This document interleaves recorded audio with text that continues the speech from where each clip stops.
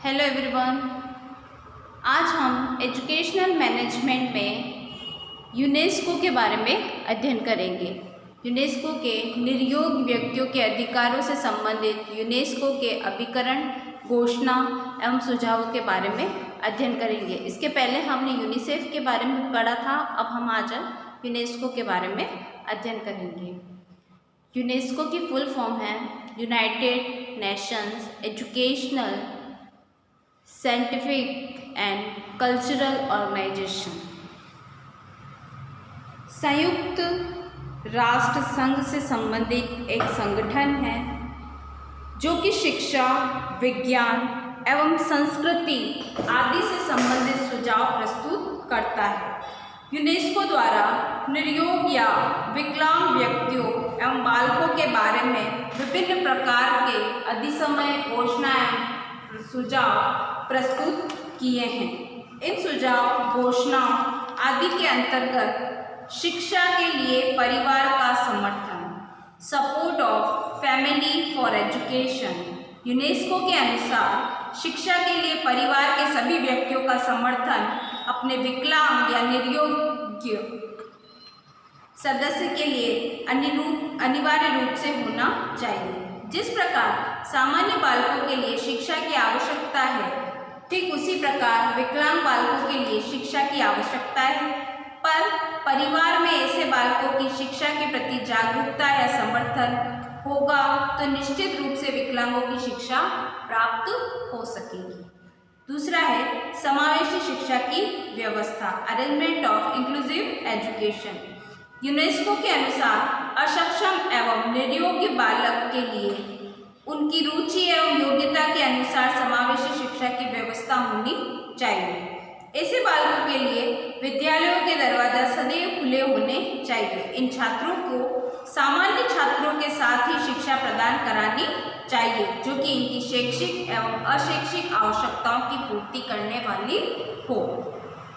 समावेशी शिक्षा का सृजन, थर्ड पॉइंट है creation of inclusive school. UNESCO के अनुसार प्रत्येक विद्यालय को समावेशी शिक्षा के संपन्न बनाना चाहिए। इसके निर्योग्य छात्रों को अनुरूप सुविधाएं प्रत्येक बालक में उपलब्ध कराई जाए। विद्यालय के शिक्षक एवं प्रबंधकों को इस प्रकार के छात्रों को स्वागत के लिए सदैव तैयार रहना चाहिए तथा इनके विकास एवं संरक्षण के लिए पूर्ण प्रयास करने चाहिए। भेदभाव का अभाव होना चाहिए। यूनेस्को ने स्पष्ट शब्दों में घोषणा की है कि निर्योग्य एवं विकलांग बालकों को किसी भी प्रकार का भेदभाव किसी भी स्तर पर नहीं किया जाना चाहिए जिससे उनको अपनी विकलांगता या निर्योग्यता का अनुभव न हो। इसी आधार पर उनको सामान्य बालकों के साथ सभी स्तरों पर शिक्षा प्रदान करने के तथ्य को स्वीकार किया गया है तथा प्रत्येक विकास का अवसर भी सामान्य छात्रों की भांति उपलब्ध होना चाहिए। इनके विशेष रूप से ध्यान रखा जाए। समस्या का समाधान, निर्योग्य बालकों की समस्या का समाधान प्रत्येक स्तर पर आशावादी दृष्टिकोण के साथ होना चाहिए। इसीलिए विद्यालय के स्वयंसेवी संस्थाओं को आगे आना चाहिए क्योंकि स्वयंसेवी संस्थाओं में उदारता की भावना अधिक पाई जाती है। इन समस्याओं के समाधान के उपाय तब तक खोलना चाहिए तब तक निर्योग छात्र संतुष्ट न हो जाए। परिवार स्तर पर जागरूकता रखनी चाहिए, अवेयरनेस एट फैमिली लेवल। परिवार स्तर पर जागरूकता का प्रयास करना चाहिए जिससे कि उनको परिवार स्तर पर न्याय की प्राप्ति हो। परिवार के सदस्य जब निर्योग्य बालक बालिकाओं की शिक्षा एवं संरक्षण पर ध्यान देंगे तो एक बालक का विकास होगा और दूसरी ओर समाज में भी निर्योग्य बालकों को विकास के लिए जागरूकता उत्पन्न होगी। अधिकारों का पोषण करना चाहिए। निर्योग बालकों में भी सामान्य बालकों की भांति शिक्षा, रोजगार, विकास के अधिकार प्राप्त हों। इन अधिकारों की प्राप्ति भी किसी भी प्रकार से उनकी अक्षमता बाधाएं नहीं बननी चाहिए। इसके लिए अधिकारों का पोषण करने का कार्य प्राथमिक शिक्षा एवं विद्यालयों में उच्च शिक्षा तक होना चाहिए। इस प्रकार रोजगार एवं व्यावसायिक शिक्षा में भी उन्हें अधिक समान अधिकार मिलेंगे। किसी भी रूप शोषण नहीं होना चाहिए। पूर्वाग्रहों का उन्मूलन करना चाहिए।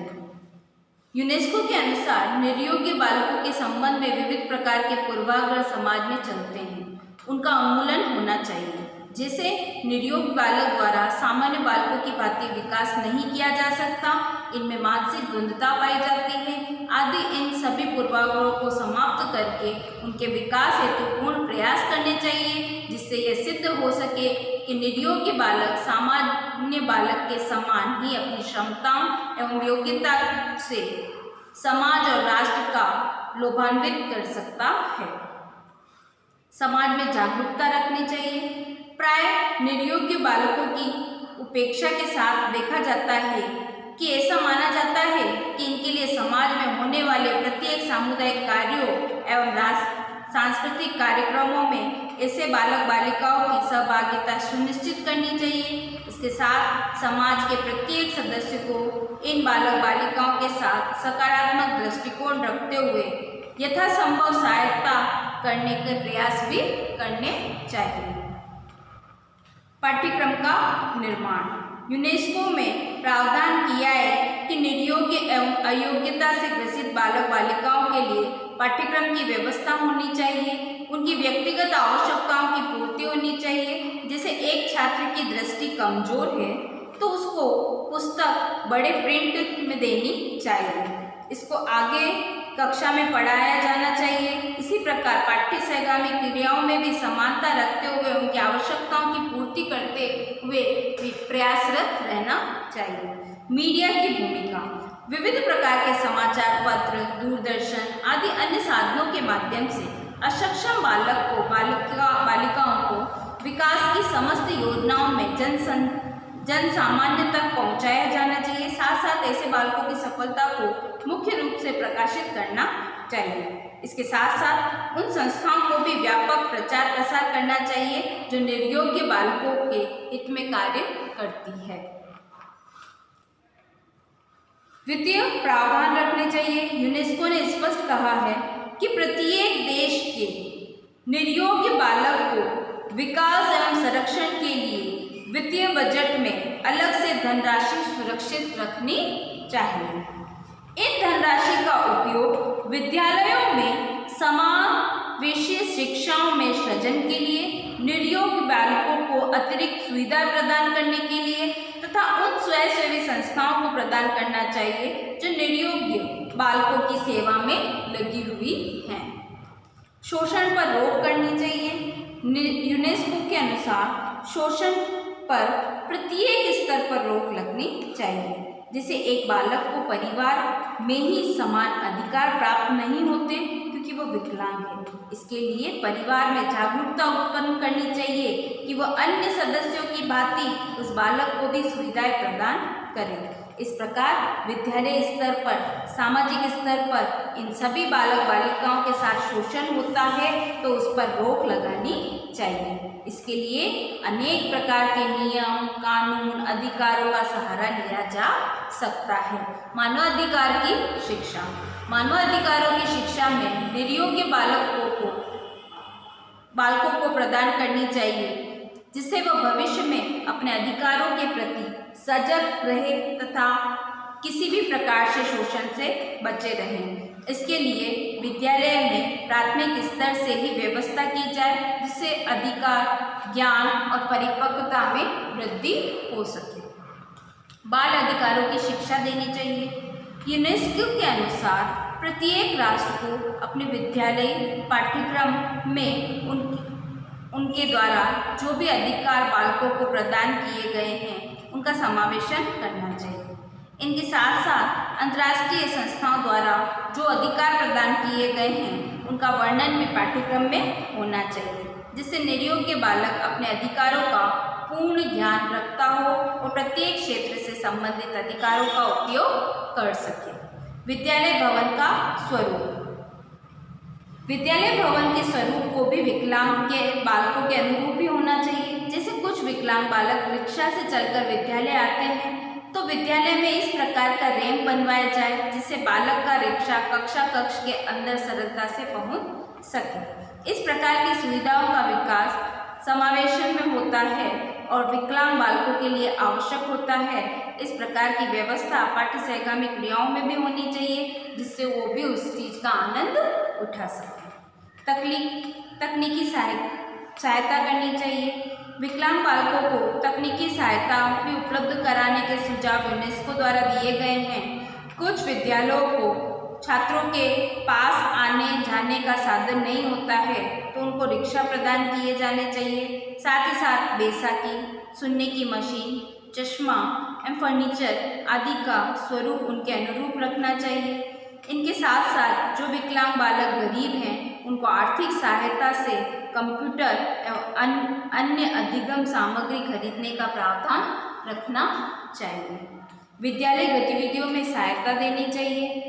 विद्यालय में संपन्न होने वाली गतिविधियों में विकलांग बालकों की सहभागिता अवश्य निश्चित करनी चाहिए, क्योंकि इस सहभागिता से उनमें आत्मविश्वास एवं आत्मगौरव विकसित होता है। जब विकलांग बालक सामान्य बालकों के समान ही गतिविधियों को संपन्न करेगा, तो निश्चित रूप से वह अपनी विकलांगता का अनुभव नहीं कर सकेगा। अंतर्राष्ट्रीय सहयोग रखना चाहिए। इंटरनेशनल कोऑपरेशन अगर होगा तो संरक्षण एवं विकास के लिए अंतर्राष्ट्रीय स्तर पर सहयोग की व्यवस्था का भी प्रावधान किया जाए। इसमें प्रत्येक राष्ट्र दूसरे को सहयोग प्रदान करते हुए विकलांग बालकों के संरक्षण एवं विकास संबंधी योजना, विचार, तकनीकी आदि का आदान प्रदान करेगा। इसके साथ साथ इस क्षेत्र में कार्यरत अंतर्राष्ट्रीय संस्थाओं का सहयोग प्राप्त करके विकलांग बालकों का उन्नयन करने का प्रयास प्रत्येक राष्ट्र को करना चाहिए। अक्षम बालकों का अभिलेख, रिकॉर्ड ऑफ डिसेबल चाइल्ड। प्रत्येक राष्ट्र को अपने यहाँ के सभी अक्षम बालक बालिकाओं का अभिलेख तैयार करना चाहिए, जिससे कि विकलांगता, शिक्षा, व्यवसाय, पारिवारिक स्थिति, भविष्य संबंधी योजना का वर्णन होना चाहिए। प्रत्येक राष्ट्र को यह के विकलांग बालकों के लिए योजना तैयार करने में सहायता होगी एवं योजनाओं का मूल्यांकन करने में भी सहायता होगी। यूनेस्को द्वारा विकलांग बालकों के संरक्षण एवं विकास के लिए अनेक महत्वपूर्ण सुझाव दिए गए हैं। ये सभी सुझाव विविध अनुच्छेदों में पृथक पृथक रूप से पृथक क्षेत्रों के लिए गए हैं और यूनेस्को का प्रथम उद्देश्य विश्व स्तर पर विकलांग बालकों के शोषण एवं उनकी दीनहीन दशा को रोकना है तथा उनको शिक्षा एवं विकास की मुख्य धारा से संबद्ध करना है। इसी के साथ बालकों के अधिकारों पर संयुक्त राष्ट्र संघ के अभिकरण UNCRC, United nation convention of right of children, संयुक्त राष्ट्र संघ ने बाल अधिकारों पर विशेष अभिसमयों को प्रस्तुत किया है। संयुक्त राष्ट्र द्वारा इन सभी अधिकारों की अभिसमया एवं सामान्य विकलांग बालकों के लिए अधिकार एवं सुझावों को प्रस्तुत किया है। इनको 4 भागों में बांटा है। पहला है उत्तरजीविता संबंधी अधिकार, दूसरा है विकास संबंधी अधिकार और तीसरा है सहभागिता संबंधी अधिकार और चौथा है संरक्षण संबंधी अधिकार। अब हम इन चारों अधिकारों के बारे में अध्ययन करेंगे। इनके अंतर्गत वापस सब पॉइंट भी दिए गए हैं, जिसमें से पहला है उत्तरजीविता संबंधी अधिकार। संयुक्त राष्ट्र संघ ने अपनी अभिसमयों में सर्वप्रथम विकलांग एवं सामान्य बालकों को उनको जीवन को सुरक्षित रखने संबंधी अधिकारों को स्थान दिया है, जिसमें प्रत्येक बालक का जीवन सुरक्षित रह सके। इन अधिकारों के अंतर्गत सामान्य रूप से पोषण का अधिकार, जीवन स्तर संबंधी अधिकार, आवास का अधिकार, चिकित्सा का अधिकार, पुनर्वास का अधिकार, स्वच्छ वातावरण का अधिकार, सुरक्षा का अधिकार, स्वतंत्रता का अधिकार आदि को सम्मिलित किया गया है। इसमें है पोषण का अधिकार। संयुक्त राष्ट्र संघ ने अभिसमयों में प्रत्येक बालक बालिकाओं को पोषण का अधिकार होना चाहिए।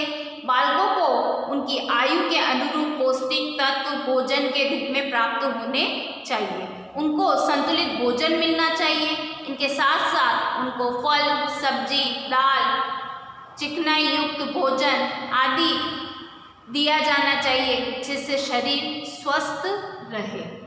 जीवन स्तर संबंधी अधिकार। संयुक्त राष्ट्र संघ के अभिसरणों में प्रत्येक बालक को सामान्य जीवन स्तर व्यतीत करने का अधिकार है। यदि कोई बालक गरीबी रेखा के नीचे रहकर जीवन यापन कर रहा है तो सरकार एवं समाज का यह दायित्व बनता है कि वे इस बालक के परिवार की सहायता करके उन्हें सामान्य जीवन स्तर प्रदान करने में सहयोग करें एवं उनका जीवन सुरक्षित करें। आवास संबंधी अधिकार। प्रत्येक बालक को आवास संबंधी अधिकार प्राप्त है। उसके रहने के लिए किसी न किसी रूप में आवास की व्यवस्था समाज, सरकार, स्वयंसेवी संस्थाओं द्वारा करनी चाहिए। बालकों के लिए आवास संयुक्त रूप से पृथक रूप में हो सकता है। आवास का वातावरण पूर्णतः स्वास्थ्यप्रद होना चाहिए। चिकित्सा संबंधी अधिकार। प्रत्येक बालक को चिकित्सा का अधिकार भी संयुक्त राष्ट्र संघ ने अभिसमयों में अनुसार प्राप्त है। इसके लिए सरकार द्वारा विविध प्रकार के संक्रमण रोगों को सुरक्षा के लिए, बालकों के शरीर के प्रतिरोधक क्षमता को बढ़ाने के लिए, टीकाकरण कार्यक्रमों को आयोजित करने के लिए आदि कोई गंभीर बीमारी हो तो चिकित्सा सरकारी अस्पतालों में बिना किसी परामर्श शुल्क के की जाती है। इस प्रकार प्रत्येक बालक को चिकित्सा का अधिकार है। स्वतंत्रता का अधिकार। प्रत्येक बालक को दासता से मुक्ति का अधिकार है। उसको स्वतंत्र रूप से कार्य व्यवहार संपन्न करने की स्वतंत्रता होनी चाहिए। बालक पर किसी प्रकार का प्रतिबंध नहीं होना चाहिए, अन्यथा उसका जीवन अभिशाप हो जाता है। उसकी स्वतंत्रता, सहभागिता, उसके विचार, उसकी प्रकटीकरण एवं स्वतंत्र विकास के मार्ग में बाधा बनने लगती है। सुरक्षा का अधिकार। प्रत्येक बालक को अपनी शारीरिक एवं मानसिक सुरक्षा का अधिकार है। किसी भी बालक को मानसिक प्रताड़ना देकर उसका मानसिक शोषण नहीं किया जा सकता। इसके साथ साथ बालक के साथ किसी भी प्रकार की हिंसा करके उसे शारीरिक हानि नहीं पहुंचाई जा सकती। इस प्रकार की घटना देखी जाती है तो सरकार द्वारा बालक को सुरक्षा प्रदान की जाती है। इस प्रकार प्रत्येक बालक के जीवन को सुरक्षित रखने का प्रत्येक अधिकार एवं प्रयास को अधिसमयों के अंतर्गत प्रस्तुत किया है, जिससे विकलांग एवं सामान्य बालक अपना जीवन आनंदप्रद व्यतीत कर सके। इसमें दूसरा है विकास संबंधी अधिकार। विकास संबंधी अधिकार के अंतर्गत समानता का अधिकार प्रदान किया गया है। रुचि एवं योग्यता के अनुसार विकास करने का अधिकार है। उसमें पहला है शैक्षिक विकास संबंधी अधिकार। संयुक्त राष्ट्र संघ के अभिकरणों के अनुसार विकलांग एवं सामान्य बालकों को समान रूप से शिक्षा प्रदान करने का अधिकार है। इसके लिए विविध राष्ट्रों के अनिवार्य एवं निःशुल्क शिक्षा का प्रावधान किया गया है। प्रत्येक बालक को विद्यालय में नामांकित करने की योजना को संचालित करके 100% नामांकन के लक्ष्य को प्राप्त किया है। इस प्रकार विश्व के सभी देश बालकों के लिए अधिकार को प्रदान करने का प्रयास कर रहे हैं। खेल संबंधी अधिकार। संयुक्त राष्ट्र संघ के अधिसमय के अनुसार प्रत्येक बालक को अपनी रुचि के अनुसार खेल खेलने का अधिकार है। उसके विविध खेलों में भाग लेने की स्वतंत्रता से भी उसे वंचित नहीं किया जा सकता। रुचि के अनुसार जो भी खेल खेला जाता है उसमें बालकों को कुशल बनाने के लिए सुविधाएं प्रदान करना सरकार का दायित्व है एवं खेलों में कुशलता प्राप्त कर सके। सांस्कृतिक विकास संबंधी अधिकार। संयुक्त राष्ट्र संघ के अभिसमयों में अनुसार प्रत्येक बालक को संस्कृति के अनुरूप कार्य करने, जीवन जीने का अधिकार है। बालक को अपनी सांस्कृतिक गतिविधियों में भाग लेने का अधिकार है। बालक को अपनी संस्कृति के विषय में ज्ञान प्राप्त करने का अधिकार है। अतः सरकार या किसी संस्था के द्वारा बालकों के सांस्कृतिक विकास में बाधा उत्पन्न नहीं की जा सकती। गतिविधियों संबंधी अधिकार। विद्यालय व्यवस्था में पाठ्य सहगामी क्रियाओं में भाग लेने, बालक के सार्वजनिक, सामाजिक, सांस्कृतिक गतिविधियों में भाग लेने आदि में बालक को ये पूर्ण निहित योग्यता को विकसित करने के लिए गतिविधियों की व्यवस्था की जाए एवं उनकी योग्यता का विकास हो सके और समाज भी उसका लाभ ले सके। सूचना संबंधी अधिकार। सूचना संबंधी विविध अधिकरणों में बालकों को यह अवसर प्रदान किया गया है कि उनको शिक्षा एवं स्वास्थ्य संबंधी सूचनाएं प्रदान की जाए। यदि कोई बालक किसी व्यवसाय, प्रशिक्षण या अन्य किसी विषय से सूचना प्राप्त करना चाहता है तो उसको सूचना प्रदान की जाए। इस अधिकार की व्यवस्था का दायित्व सरकार का होगा। जागरूकता का अधिकार, क्षमता का अधिकार और रुचि के अनुसार विकास करने पर जोर दिया गया है। इसमें थर्ड है सहभागिता संबंधी अधिकार। संयुक्त राष्ट्र द्वारा अपनी अधिसमयों में सहभागिता संबंधी बाल अधिकार का वर्णन किया है। इन अधिकारों के माध्यम से सामान्य एवं विकलांग बालकों के लिए प्रत्येक राष्ट्र सामाजिक, सांस्कृतिक, शैक्षिक गतिविधियों में सहभागिता का अधिकार मिलेगा। इन अधिकारों के अंतर्गत संघ का सदस्य बनने का अधिकार। बालक को यह अधिकार है कि उसे किसी भी वैध संघ का सदस्य बन सकता है। वह अपने हितों का संरक्षण कर सकता है। वह संघ की सदस्यता ग्रहण करने तथा उसे त्यागने का पूर्ण स्वतंत्र होंगे। सरकार द्वारा वैध एवं उपयोगी संघर्षों के निर्माण में बालकों की सहभागिता की जाएगी, जिससे वे अपने अधिकार का उपयोग कर सकेंगे। सांस्कृतिक सहभागिता का अधिकार। सांस्कृतिक सहभागिता के अधिकार के अंतर्गत विद्यालय में विविध सामाजिक एवं राष्ट्रीय पर्वों पर भी विविध जयंतियों एवं सांस्कृतिक कार्यक्रम होते हैं, जो प्रत्येक राष्ट्र को उनकी रुचि एवं योग्यता के अनुरूप सहभागिता के अवसर दिए जाते हैं। सामाजिक सहभागिता का अधिकार। सामाजिक कार्यक्रमों में भी बालक को सहभागिता का अधिकार होगा। जैसे समाज में स्वच्छता, वृक्षारोपण, विविध प्रकार की सेवा संबंधी कार्यक्रमों का आयोजन किया जाए तो सभी बालक बालिकाओं को इससे भाग लेने का अधिकार होगा तथा समाज में प्रतिष्ठित व्यक्तियों को बालक का सहयोग अवश्य लेना चाहिए। पारिवारिक सहभागिता का अधिकार। परिवार के सदस्यों को विकलांग एवं सामान्य बालकों को समान रूप से पारिवारिक गतिविधियों में सहभागिता का अधिकार देना चाहिए, जिससे बालक में सहयोग की भावना का विकास होगा एवं विकलांग बालकों में हीन भावना का जन्म नहीं होगा। शैक्षिक गतिविधियों में सहभागिता का अधिकार। सभी गतिविधियों में समान रूप से उनको पार्टिसिपेट कर सके ऐसा अधिकार देना चाहिए। राजनीतिक सहभागिता संबंधी अधिकार। बालकों को राजनीतिक सहभागिता से संबंधित कार्यक्रमों को संपन्न कराने का अधिकार है। जैसे विद्यालय में छात्र छात्राओं बाल संसद का निर्माण करके विद्यालय में अनेक उनके लिए उन्नयन के लिए प्रस्ताव पास करना तथा विचार विमर्श की प्रक्रिया संपन्न कर सकती है। इसमें उनमें राजनीतिक सहभागिता की समझ विकसित होगी। वैचारिक गतिविधियों में सहभागिता का अधिकार। प्रत्येक बालक को विचार विमर्श संबंधी विविध गतिविधियों में सहभागिता का अधिकार है। जैसे विद्यालय में अनुशासन संबंधी नियमों का निर्धारण कर विचार विमर्श की प्रक्रिया में प्रत्येक छात्र छात्रा को अपनी सहभागिता प्रकट करने का अधिकार है। इस प्रकार अनेक वैचारिक गतिविधियों में बालक बालिकाएं भाग ले सकती हैं। मनोरंजन संबंधी गतिविधियों में सहभागिता का अधिकार भी उन्हें प्राप्त होना चाहिए। छात्र बिना किसी भेदभाव के अपनी सहभागिता का प्रदर्शन कर सके। इसमें लास्ट है संरक्षण संबंधी अधिकार। संरक्षण संबंधी अधिकार के अंतर्गत संयुक्त राष्ट्र संघ के अधिसमयों में बालकों के लिए संरक्षण संबंधी अधिकारों को प्रस्तुत किया है। इसमें बालक द्वारा बालकों की किन किन परिस्थितियों में सुरक्षा करनी चाहिए इसका वर्णन है। पहला है इसमें नकारात्मक व्यवहार से सुरक्षा।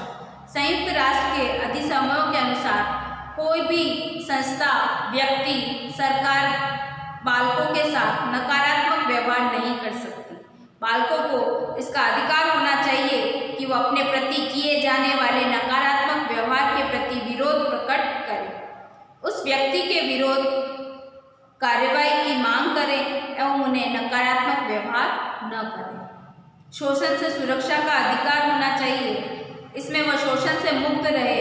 इस अधिकार को उपलब्ध कराने के लिए सरकार द्वारा उन व्यक्ति के विरुद्ध कार्रवाई की जाए शारीरिक एवं मानसिक रूप से शोषण करते हैं, उनको उत्पीड़ित करते हैं।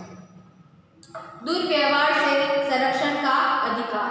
प्रत्येक बालक को यह अधिकार है कि वह राष्ट्र एवं संस्था उसके साथ दुर्व्यवहार न करे। इसके लिए सरकार को यह व्यवस्था करनी चाहिए कि किसी भी प्रकार से बाल अधिकार का हनन हो तो बालक को किसी भी मानसिक शारीरिक प्रताड़ना न दी जाए।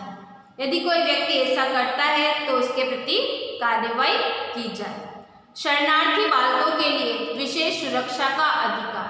संयुक्त राष्ट्र द्वारा रिफ्यूजी बालकों की सुरक्षा एवं संरक्षण पर विशेष ध्यान दिया जाए, क्योंकि अनेक स्थानों पर यह देखा गया है कि जो परिवार अन्य सदस्यों से आए या उनके बालकों के साथ अधिकारों का लाभ प्राप्त नहीं हो पाता तो उनके अधिकारों का हनन होता है। इसलिए ऐसे बालकों के अधिकारों के प्रति सरकार को जागरूक होना चाहिए। न्याय व्यवस्था संबंधी अधिकार। अनेक विरोधी आरोपों को सुनवाई सामान्य न्यायालयों में न होकर किशोर अपराध न्यायालयों में होनी चाहिए। उसके द्वारा किए गए अपराध की परिस्थितियों एवं कारणों को देखा जाए, उनको जेल में न रखकर बाल सुधार गृह में रखने की व्यवस्थाएं की जाए। बाल श्रम से संरक्षण का अधिकार। बालकों को कारखाने एवं जोखिम भरे कार्यों को नहीं करना चाहिए। यदि कोई बालक ऐसे स्थानों पर विवशता के आधार पर कार्य कर रहा है तो उस व्यक्ति को दंडित किया जाए जिसने बालक को यह कार्य करने के लिए विवश किया है। इस प्रकार सरकार द्वारा बालकों को अधिकारों की सुरक्षा विविध कानून बनाकर कर सकती है। हिंसा से सुरक्षा का अधिकार। युद्ध के समय, गृह युद्ध के समय, आतंकवादी हमले आदि में बालकों की विशेष सुरक्षा की जाए। इसके साथ साथ बालकों की घरेलू हिंसा एवं संस्थागत हिंसा से भी रक्षा की जाए, जिससे बालक सुरक्षित रह सके। पुनर्वास संबंधी अधिकार। सभी बालकों को सामाजिक, आर्थिक, राजनीतिक पुनर्वास का अधिकार है। उनके अनुसार यह देखा जाता है कि प्रत्येक हिंसात्मक गतिविधियों एवं शोषणात्मक गतिविधियों के कारण असहाय होकर बालक के विकास की धारा से हट जाती है। ऐसे बालक को पूर्ण समाज की विकास की मुख्य धारा से जोड़ने का प्रयास करना चाहिए। अतः संयुक्त राष्ट्र संघ ने बालकों के अधिकार को व्यापक रूप प्रकट करने के लिए अधिसमयों को प्रस्तुत किया है।